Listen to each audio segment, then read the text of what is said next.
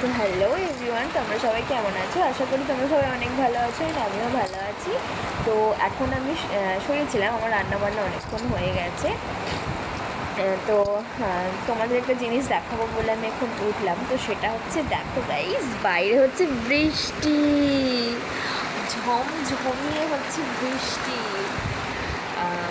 প্রচুর বৃষ্টি হচ্ছে, মানে রীতিমতো।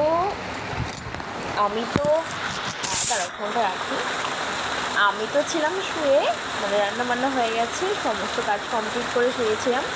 তো হঠাৎ মনে পড়লো যে ছাদে আমার জামা কাপড় আছে। ছাদে গিয়ে জামা কাপড় তুলতে গিয়ে প্রায়, দেখো আমার চুল, এই যে আমার চুল পুরো ভিজে, মানে আমি পুরো ভিজে গেছি। আর আমার শাড়ি, সব কিছু, আমার বাবা লুঙ্গি, সমস্ত কিছু ভিজে গেছে। সেই জিনিসপত্রগুলোকে আবার ওপরে বারান্দায় মেলে দিয়ে এলাম। তো মেলে দিয়ে এসে এই সবেমাত্র ঘরে এলাম।